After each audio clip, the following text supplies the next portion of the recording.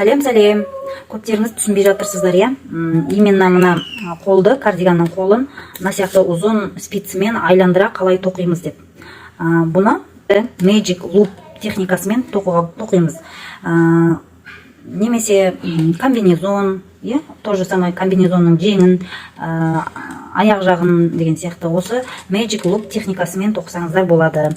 Бұл дегеніміз жеңде ешқандай шов болмайды, иә? Кейін мысалы бүйтіп тоқып алып, одан кейін қайтадан мына жерден біріктіріп тоқу, біріктіріп тігу дегенді мен өзім жақсы көрмеймін. Сондықтан осылай айландырып тоқимын.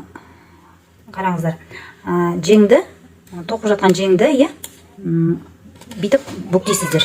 Иә, екіге бүктейсіздер. Содан кейін, например, бүйтіп бір жағын тартып аласыздар. Бір жағын тартып аласыздар да. Міне, например, мен айналып тоқып жатырмын, иә. Енді қараңыздар. Міне, спиціміз осылай, ұзын спиціміз осылай тұр, иә. Енді міне тоқитын жібім мына жерде тұр. Енді мен кейіннен ақырын бүйтіп аламын да. Осылай тоқи беремін. Любой мысалы, любой узорымызды, иә. Қандай узормен тоқып жатсыздар? Мына узоры аса маңызды емес.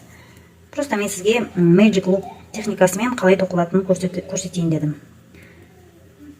Так, қазір мен мына жаққа дейін барып алайын, сіздерге түсінікті болу үшін мына жерге дейін келіп алайын, иә.